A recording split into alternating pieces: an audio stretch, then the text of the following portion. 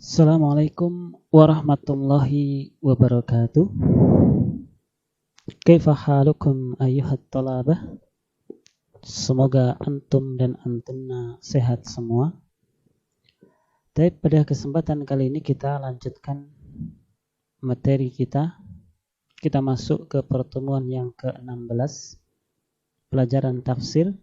Maka pada kesempatan kali ini kita masih membahas yaitu tentang surutu as-salat. Kita masuk ke bab dukhul al-waqt, yaitu masuknya waktu. Jadi termasuk syarat salat itu adalah sudah masuk waktu. Maka pada kesempatan kali ini kita lanjutkan ayat yang membahas tentang waktu-waktu salat. Qala Allah Ta'ala, aqimis salata lidulukis syamsi ila ghasaqil laili wa qur'anal fajri inna qur'anal fajri kana masyhuda.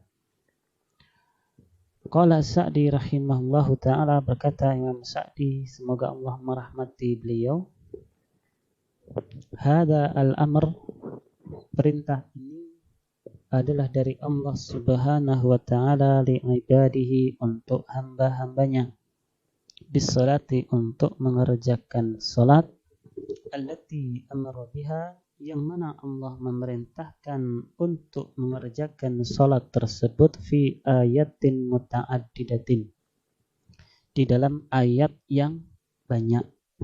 Jadi di dalam Al-Quran banyak sekali ayat-ayat yang memerintahkan kita untuk mengerjakan salat. Wa ya'ti al-amru biha, dan datang perintah untuk mengerjakan salat fil Quran, di dalam Al-Quran, bilafzil iqamah, dengan menggunakan lafaz, dengan menggunakan kalimat iqamah, yaitu dirikanlah. Kahadihi al-ayat, sebagaimana ayat ini, yaitu firman Allah, aqimis salata. Kemudian wa misl, dan juga firman Allah di dalam ayat yang lain, surat Al-Baqarah ayat 43, wa aqimus shalah wa nahwiha, dan yang semisalnya. Wa huwa ablaghu min qawlihi if'aluha. Perhatikan, dengan memakai kalimat iqamah tersebut adalah lebih cepat untuk sampai, atau lebih cepat untuk dicerna daripada ucapan if'aluha, kerjakanlah. Jadi kalimat aqimu, iqamah itu ya lebih mengena daripada dengan kalimat if'alu, kerjakanlah. Kenapa demikian? Fa inna hadza amrun bi fi'liha. Karena dengan kalimat if'aluha itu ya hanya perintah untuk mengerjakannya, melakukannya. Nah, adapun dengan kalimat iqamah tidak. Nah, wa bi takmili arkaniha, maka dengan kalimat iqamah itu ya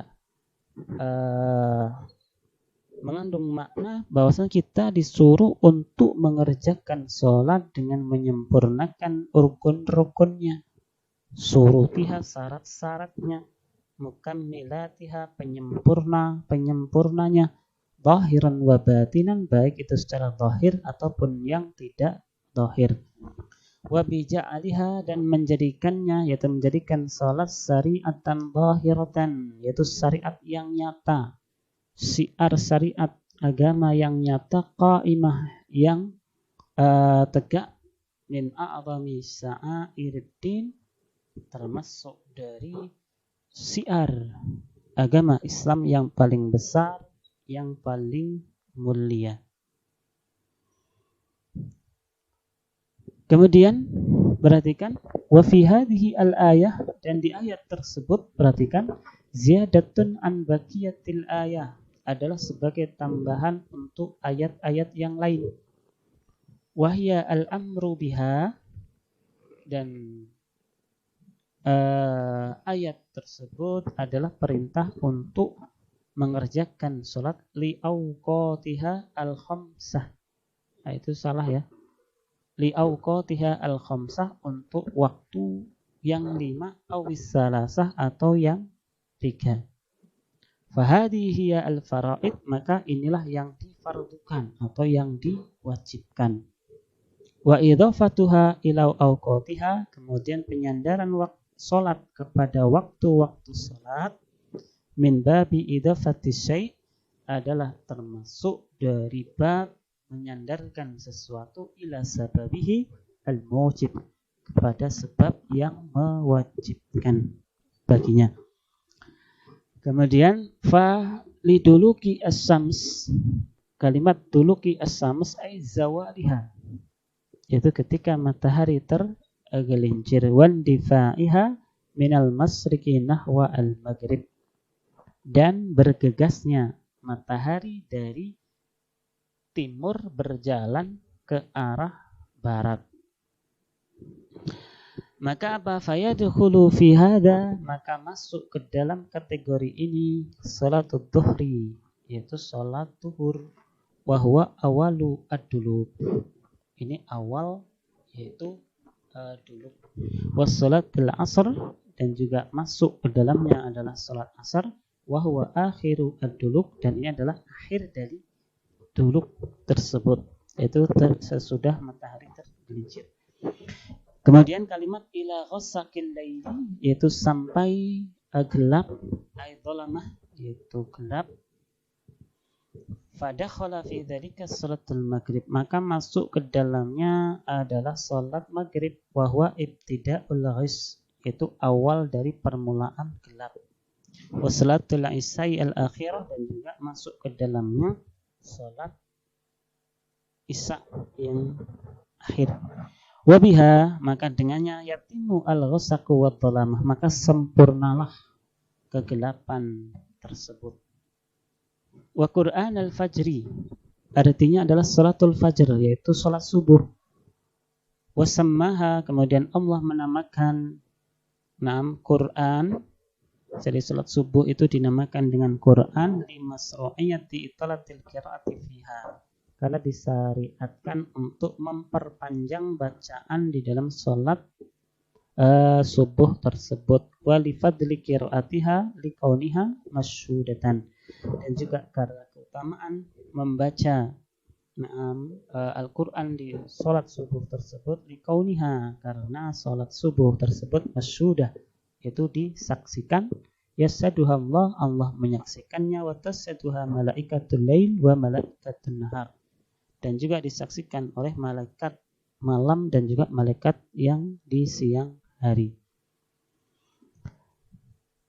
Kemudian perhatikan, fa fi hadhihi al-ayah al-karimah fawaid, maka dari ayat-ayat dari ayat yang mulia ini mengandung faidah, mengandung manfaat-manfaat.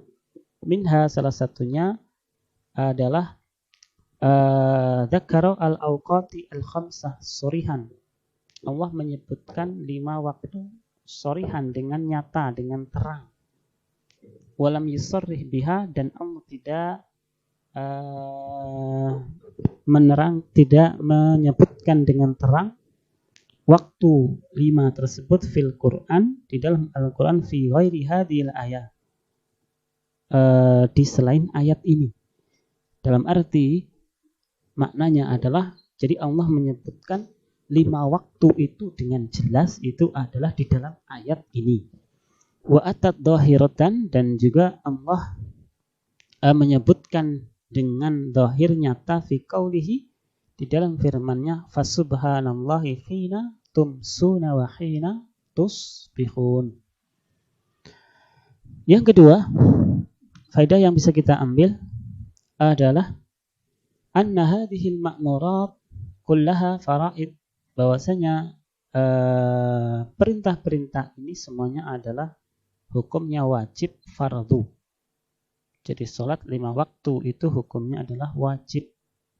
Li'annal amra biha, karena perintah dengannya, muqayyadun fi awqatiha, diikat terkait dengan waktu-waktunya. Wa hadhihi as-salawatul khams. Itu juga salah ya. Itu harusnya salawatul khams. Wa hadhihi, dan inilah waktu salat 5 waktu. Nah, waqat tadbi'u ma yatba'uha minar rawatib wa nahwiha. Dan kadang-kadang dari salat 5 waktu itu ya diikuti dengan salat rawatib dan yang semisalnya.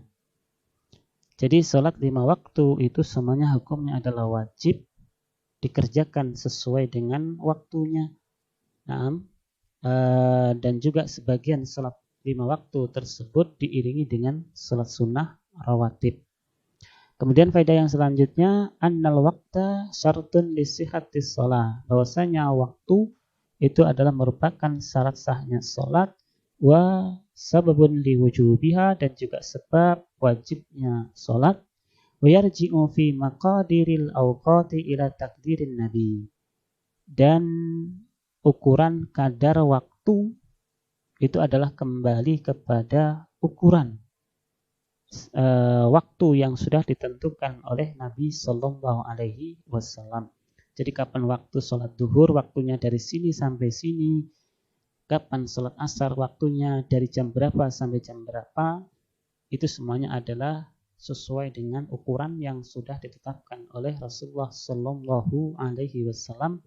Kama yarji'u ilaihi fit takdiri raka'atis sholati wasajadatiha wa hayatiha. Sebagaimana juga tentang bilangan rakaat, sujud, dan juga hay'ah keadaan sholat, yaitu semuanya adalah kembali kepada ketentuan dari Rasulullah Sallallahu Alaihi Wasallam. Kemudian yang terakhir, annal asra wa dhuhra yujma'ani li udrin, bahwasanya asar dan duhur itu adalah bisa dikumpulkan karena adanya uzur. Wa kadzalikal maghrib wal isya, demikian juga maghrib dan isya. Maka ya ketika udzur dalam safar, asar dan duhur bisa dikumpulkan, bisa dikerjakan di salah satu waktunya. Demikian juga maghrib dan isya. Ketika dalam keadaan uzur safar, maka boleh dikerjakan di dalam salah satu waktunya. Lianna Allah jama'a waqtahuma fi waqtin wahidin lil ma'dzur. Karena Allah Subhanahu wa taala mengumpulkan waktu dari kedua sholat tersebut fi waqtin wahidin, di dalam satu waktu, lil ma'dzuri, bagi orang yang mempunyai udzur, wa waqtani li ghairi ma'dzur, dan dua waktu bagi orang yang tidak mempunyai udzur. Ya, jadi bagi yang punya udzur maka ya kedua sholat itu ya bisa dikumpulkan, tetapi bagi yang tidak mempunyai udzur ya maka tidak boleh. Kemudian catatan kaki, perhatikan, an Abdullah bin Amrin an Nabi sallallahu alaihi wasallam qala, waktu duhri, waktu salat duhur adalah malam yahdur al-asr, yaitu selagi belum masuk ke dalam waktu salat asar. Waktu al-asr, adapun waktu salat asar adalah malam tasfar as-syams, yaitu selagi matahari belum berwarna kuning. Waktu maghrib, adapun waktu maghrib, malam yaskut saurus safak, selagi belum jatuh atau berguguran, belum hilang sisa mega yang berwarna merah. Wa waktul isya, adapun waktu salat isya adalah ila nisfi, sampai ke nisfil lail, yaitu ila nisfi al-lail, kurang lail, sampai pertengahan malam. Wa waktu al-fajr, adapun waktu salat fajar subuh, malam tatlu as-syams, selagi matahari belum terbit. Sahih Muslim. Ya, mungkin ini saja pertemuan kita pada kali ini. Kita cukupkan. Wa akhiru da'wana anil hamdulillah. Assalamualaikum warahmatullahi wabarakatuh.